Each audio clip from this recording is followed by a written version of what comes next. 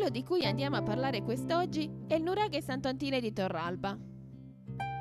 Conosciuto sin dal 1800 grazie ad alcune stampe dell'epoca, il nuraghe Sant'Antine fu indagato solamente nel 1935 per volontà del soprintendente Antonio Taramelli, con l'intento di liberare tutti gli ambienti e permettere l'accesso ad ogni piano. Il nucleo originario è costituito dalla torre centrale, che mostra una sala circolare dove le nicchie classiche sono state trasformate in accessi per i corridoi anulari che vi gira attorno. La peculiarità della sala sta nella finestrella di scarico dell'ingresso. Lavorata fino ad assumere la forma di una testa bovina, proietta nella camera un fascio di luce che ricorda una protome. Questo fascio attraversa poi un mezzanino, ovvero un locale ristretto tra un livello e quello superiore, cupolato sopra l'ingresso. Passa attraverso la finestrella, sempre sagomata della nicchia inferiore, dalla parte opposta della sala, e raggiunge il corridoio circolare proiettando ancora la testa bovina. La camera è chiusa da una bella volta ad ogiva e ospita nel corridoio anulare un pozzo. La sua destinazione d'uso è cultuale, per via della raffigurazione taurina legata al culto della Dea Madre.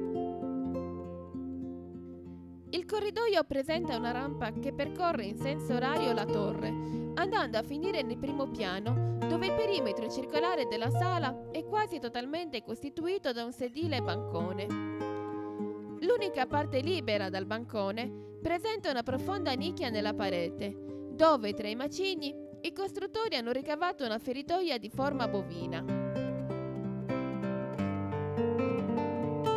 Anche in questo livello l'ingresso presenta una finestrella di scarico sagomata a testa di bue, decentrata rispetto all'ingresso sottostante. Anche qui si riproduce lo stesso effetto del piano terra, ossia dalla finestrella penetra un fascio di luce che si proietta nella nicchia. Pare verosimile inquadrare la sala del primo piano come luogo di riunione tra i notabili della comunità e il capo, come avveniva nella capanna delle riunioni del nuraghe Palmavera di Alghero. La scala, sempre in senso orario, risale al secondo piano, dove il paramento murario indica la presenza di una terza camera voltata ad ogiva. Attorno alla torre arcaica vennero costruite 3 torri, orientate la prima a nord-nord-ovest, la seconda a sud-est e la terza a sud-ovest, e vennero poi assemblate a costituire un mastio accorpandole alla torre centrale. La cortina muraria del mastio presenta delle feritoie molto basse lungo tutto il perimetro. Le 3 torri sono raggiungibili attraverso un corridoio di taglio ogivale che corre lungo il perimetro del mastio. Partendo dalla torre sud-ovest si raggiunge la torre nord-nord-ovest che presenta un pozzo al suo interno. Il percorso regolare vede un corridoio di taglio ogivale che raggiunge la torre sud-est, mentre una postierla, ovvero un corridoio segreto, permette di bypassare la torre nord-nord-ovest e giungere alle spalle del pozzo o saltare direttamente al corridoio verso la torre sud-est.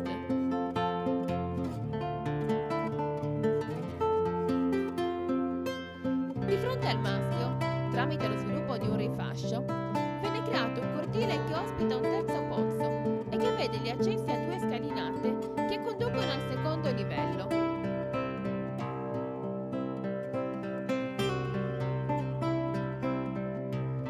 Il camminamento del primo piano è preciso a quello del piano terra, con sezione ogivale, feritoie verso l'esterno e tangente alle torri sud-ovest, nord-nord-ovest, sud-est, ma non presenta accesso a un livello superiore, segno che il bastione si elevava solo per 2 livelli, mentre la torre centrale stava per almeno 3 piani.